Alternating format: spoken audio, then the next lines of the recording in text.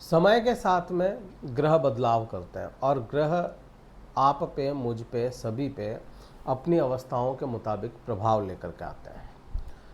प्रभाव या कहूँ कि अवस्थाएं क्या है, जैसे कोई ग्रह वक्री होता है, कोई ग्रह मार्गी हो रहा है वक्र अवस्था से, कोई ग्रह उच्च का है, कोई ग्रह निम्न अवस्था में चला गया, कोई ग्रह अस्त होता है। अस्त होने की प्रक्रिया में लगभग सभी ग्रह आ जाते हैं। सूर्य से अस्त होते हैं तो सूर्य तो अस्त नहीं हो सकता, राहु केतु कभी भी अस्त नहीं होते, सूर्य से कभी भी वो अस्त नहीं हो सकते हैं, लेकिन दूसरे सभी ग्रह अस्त हो सकते हैं। अब यहाँ पे आप ये भी देखें कि अस्त कौन सा प्लैनेट हो रहा है। धनु राशि के लिए जो लग्नेश या राशि स्वामी है बृहस्पति, देव गुरु बृहस्पति, यह अस्त हो रहे हैं। यहाँ पे अस्त होकर के अच्छे होंगे बुरे होंगे वो समझना बहुत ज़्यादा इम्पोर्टेंट इसलिए हो जाता है, या क्यों बुरे नहीं होंगे बृहस्पति अस्त होके भी, ये आप इस छोटी सी कहानी से समझें कि एक कार्यक्रम चल रहा था, कोई भी एक कार्यक्रम पकड़ लो, कोई एक कार्यक्रम चल रहा था, वहाँ पे उस समय का राजा आ गया।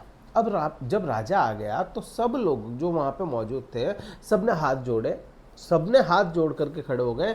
कोई डर से हो रहा है, कोई मान सम्मान से हो रहा है, कोई कैसे हो रहा है, लेकिन हाथ तो उनको जोड़ना है क्योंकि वो उस समय का राजा है। लेकिन अब उसी कार्यक्रम में उसी राजा का कोई गुरु है, राजगुरु है, वो भी मौजूद है। तो वो मौजूद है ना, तो राजा को भी हाथ जोड़ करके राजगुरु के सामने खड़ा होना पड़ेगा। अब क्योंकि वो राजा है तो राजा का प्रभाव अलग है, राजगुरु का प्रभाव अलग है। राजगुरु जो है राजा के राज्य में है और राजा है वो, इसलिए उनका प्रभाव थोड़ा कम हो सकता है, लेकिन राजा के सामने राजगुरु का प्रभाव खत्म कभी नहीं हो सकता। इसलिए मैं कहता हूं कि ये बृहस्पति और सूर्य मर्ज हो जाए, एक साथ युति बना ले, तो ये भी अपने आप में एक बहुत बड़ी बात है। आने वाली 15 तारीख को कहीं कहीं पे 16 है, क्योंकि वो सूर्योदय और सूर्यास्त और पंचांग देश काल परिस्थिति के मुताबिक वो डेट निर्धारित होती है सूर्य की। तो यहाँ पे हम कहेंगे कि आने वाली 15 तारीख को जब यह बृहस्पति अस्त हो जाएंगे और आपके लिए विशेष तौर से अष्टम भाव में अस्त होंगे, तो प्रभाव इसके बदलेंगे कुछ। अब आप यहाँ पे एक चीज सोचो, प्रभाव क्या आएंगे। बृहस्पति क्या है? ज्ञान का कारक है, ठीक है, बृहस्पति ज्ञान का कारक है, बृहस्पति भाग्य का कारक है, ठीक है।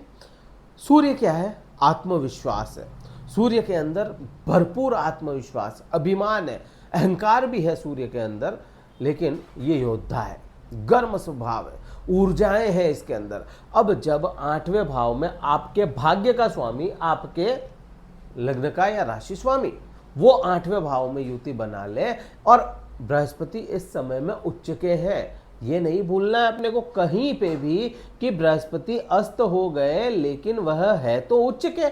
अब जब बृहस्पति ही उच्च के हैं, अस्त भले ही हो जाए लेकिन इस भाव को कहीं ना कहीं से हील करते हुए नजर आएंगे। आप ये समझ लो, आपको ये शब्द शायद अच्छा ना लगे, शमशान में बैठा हुआ अघोरी है ये बृहस्पति यहाँ पे, जो अगर सही हुआ और इसको अगर डायरेक्शन सही मिल गया तो आपकी सभी समस्याओं का निवारण ये कर देगा। शमशान में बैठा हुआ अघोरी बोला मैंने, क्योंकि ज्ञान तो भरपूर है। जगह जो ये है, 8वां भाव जो है, ये शमशान का भाव मानते हैं, इसलिए मैंने ये शब्द बोला। बहुत अच्छा नहीं लगेगा किसी को, लेकिन हाँ, ये अवस्था वही है। अब अघोरी भी जो होते हैं ना, अगर साथ देने पे, शिव के साधक है वो, तो साथ देने पे आ जाए तो आपको बहुत कुछ का कुछ कर देते हैं, और उसी अवस्था में ये बृहस्पति अभी बैठे हैं। सूर्य आत्मविश्वास का कारक है, आपके भाग्य का कारक है, तो कुल मिलाकर के भाग्य का और यहाँ पे आपके खुद के दिमाग का मर्ज हो रहा है 8वें भाव में। 8वां भाव से आपके रहस्य जितने भी थे आपके जीवन में, क्योंकि देखो यहाँ पे इसके प्रभाव जो है ना कहीं शनि ढैया को बदलेंगे। शनि ढैया जो है उस पर भी इसके प्रभाव आएंगे।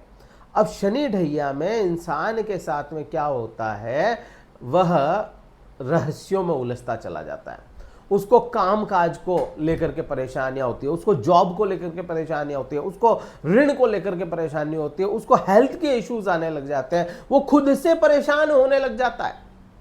दुनिया में क्या हो रहा है उसको बहुत ज्यादा तवज्जो ना देकर खुद से ही इंसान ऐसे में जब चतुर्थ भाव की ढैया चल रही हो तो परेशान हो जाता है। तो आपके जीवन में किसी भी तरह का कोई लूप क्रिएट हो गया जो आपसे ब्रेक नहीं हो रहा था, वो ठीक होगा इस समय में। इस समय में यह आत्मविश्वास और यह दिमाग, ये ज्ञान आपको उस लूप से बाहर निकालने का काम करेंगे। वो जो बबल था उस बबल को ब्रेक आप कर दोगे जो आपके बार बार परेशान कर रहा था। फिर सूर्य क्या है? योद्धा है, ठीक है। सूर्य राजा है, राजा योद्धा होता है, ठीक है। अब राजा और ज्ञान एक साथ, युद्ध और ज्ञान, आत्मविश्वास और ज्ञान अति आत्मविश्वास में तब्दील ना हो जाए उसका ध्यान रखना पड़ेगा। और यहां पे इसके प्रभाव गुप्त शत्रुओं से बचाने का काम करेंगे, ये प्रभाव है। फिर आप देखो ये इस समय में ये भाव जो है ना, ये गुप्त बीमारियों का भी है। ऐसी बीमारियां जो दुनिया को नहीं दिखती, अंदर ही अंदर चल रही है, ऐसी कोई बीमारी डायग्नोस हो सकती है आपको इस समय में, और उसका निवारण भी हाथ का हाथ लग जाएगा। यहाँ पे कब तक रहेगा ये समय? कब तक रहेगा? 8 अगस्त तक रहेगा। 27 जुलाई को शनि वक्री होंगे, उसके भी प्रभाव बदल जाएंगे शनि के। लेकिन हाँ, अभी बृहस्पति की तरफ से अगर देखें, बृहस्पति के पॉइंट ऑफ व्यू से देखें, जब ये अस्त हो रहे हैं तो ये प्रभाव तो समझ में आते हैं। ससुराल पक्ष से भी यहाँ पे आपको कहीं ना कहीं सपोर्ट देखने को मिलेगा। जो एक आंख देखने को नहीं सुहाते थे उनका भी इस समय में सपोर्ट मिलना कोई बड़ी बात नहीं है आपके लिए। तो ये प्रभाव हो गए। फिर अपन आगे बढ़ते हुए चले कि बृहस्पति के पास में 5वीं, 7वीं और 9वीं दृष्टियां हैं। 5वीं दृष्टि कहाँ जाती है? 5वीं दृष्टि जाती है 12वें भाव पे, और सूर्य इसके साथ हो गए तो यहाँ पे कहीं ना कहीं आपके ऊपर किसी भी प्रकार का आरोप या प्रत्यारोप लगा हुआ था, बार बार लग रहा था, तो उस आरोप प्रत्यारोप से यह पूर्ण रूप से आपको निर्वाह कर देंगे, निकाल देंगे। यहाँ पे ये प्रभाव समझ में आता है।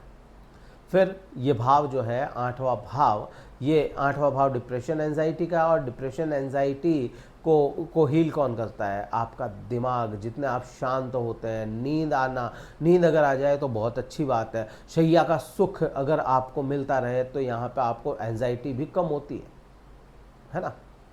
12वां भाव शैया का सुख है, नींद है 8वां और 12वां भाव। यहाँ पे बृहस्पति जब यहाँ पे सूर्य के साथ होंगे, मैं अस्त की बात ही नहीं कर रहा यहाँ पे, अस्त तो ये होंगे तो भी उतने बुरे प्रभाव नहीं है, लेकिन सूर्य का जब प्रभाव मिलेगा तो आपको भाग्य से यहाँ पे आपकी एंजाइटी कम होती हुई नजर आएगी, सही सुख मिलता हुआ नजर आएगा। और एक चीज़ और मैं बताता हूँ, ये भाव है ना, इस भाव में भाग्य और आपकी भाग्य और आत्मविश्वास मिल रहा है। तो यहाँ पे भाग्य से आपको किसी भी प्रकार के केसेस वगैरह चल रहे थे ना 12वें भाव में, केस, वो केस दूर हो जाएंगे। केस में आपको कहीं ना कहीं सफलता देखने को मिलेगी, या केस में कहीं ना कहीं आप अपने पक्ष को मजबूती से रखते हुए नजर आएंगे। ये प्रभाव भी हो जाता है इस समय में। और क्या प्रभाव होंगे इस समय में? आप देखो, धार्मिक यात्राएं करने की कामनाएं बहुत बनेगी कि मुझे धार्मिक यात्राएं कर लेनी चाहिए। लंबी दूरी की तो नहीं, लेकिन हाँ छोटी मोटी यात्रा जरूर यहाँ पे इस समय में देखने को मिलती है। अब इसकी 7वीं दृष्टि देखें। 7वीं दृष्टि और भी ज़्यादा महत्वपूर्ण है। और भी ज़्यादा महत्वपूर्ण क्यों? यहाँ पे तो सूर्य की दृष्टि नहीं थी, लेकिन आपका यहाँ पे दूसरे भाव पे सूर्य की दृष्टि भी है, बृहस्पति की दृष्टि भी है। और दूसरा भाव क्या है? धन का भाव है। भाग्य से कुछ कर्म ऐसे करें आप, भाग्य से कुछ लोगों से ऐसे मिले जिससे आपके धन की यहाँ पे वृद्धि होती चली जाए। यहाँ पे ये भी प्रभाव समझ में आता है। वाणी में उग्रता रहेगी लेकिन ज्ञान भरपूर रहेगा। हो सकता है आपकी वाणी में सत्यता अधिक हो लेकिन उग्रता भी होगी, कहीं ना कहीं आप थोड़े से हार्श बोलने में हो जाएंगे।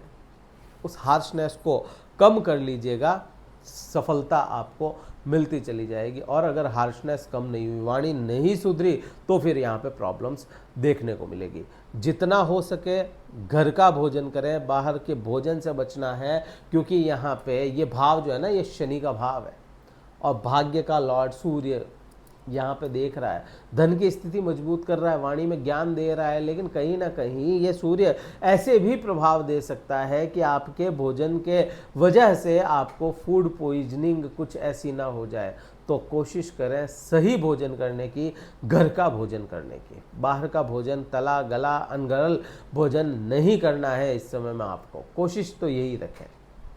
फिर अपन यहाँ से ही बढ़ते हुए चले, बृहस्पति की दृष्टि स्पेशली कहाँ पे जा रही है? शनि पे, चौथे भाव में। अब चौथे भाव में शनिदेव है, शनि ढैया चल रही है, और ऐसे समय में शनि तो देख रहे हैं आपकी राशि को, आपकी राशि इन द सेंस धनु राशि को, मतलब बृहस्पति की खुद की राशि है, और बृहस्पति शनि की राशि को भी देख रहे हैं और शनि को भी देख रहे हैं, और ये राशि खुद बृहस्पति की है, मतलब बृहस्पति की मजबूत अवस्था है यहाँ पे। अब जब मजबूत अवस्था बृहस्पति की है तो यह शनि ढैया को रोकने का है या काम करेगी, या मैं कहूँ शनि ढैया के प्रभाव कम होते हुए चले जाएंगे। यहाँ पे आपको भौतिक सुखों का योग बनता है। जिन लोगों के प्लानिंग चल रही थी गाड़ी मकान प्रॉपर्टी इन सब चीज़ों की, तो इस समय में वो थोड़ी बढ़ जाएगी। आप उसके लिए दौड़ना शुरू करेंगे, उसके लिए काम शुरू करेंगे, हो ना हो लेकिन काम तो शुरू हो जाएगा। यहाँ पर मेटल में इन्वेस्टमेंट के योग बन रहे हैं और बहुत आपकी मजबूत इच्छा हो जाएगी कि अब तो मुझे मेटल में इन्वेस्टमेंट करना ही चाहिए, लेकिन नहीं, ट्रैप है ये, शनि का ट्रैप है, बच के रहो। अभी मेटल में इन्वेस्ट करना है तो लॉन्ग टर्म के लिए करना, शॉर्ट टर्म के लिए बिल्कुल भी मत करना। मैं कहता हूँ कैसा भी इन्वेस्टमेंट है तो शॉर्ट टर्म के लिए बिल्कुल मत कीजिएगा, लॉन्ग टर्म के लिए कर सकते हो। ध्यान रखना है, इस समय में उधार देने से बचना है। किसी को भी आप उधार देते हो बच के रहिए इस समय में, अगर देते हो तो शायद ही वो आपको समय पे वापस मिल पाए पैसा। थोड़ा ये ध्यान आपको रखना पड़ेगा। माता के स्वास्थ्य को लेकर के आप इस समय में निश्चिंत हो सकते हैं। ये प्रभाव तो अपने को बृहस्पति के समझ में आता है।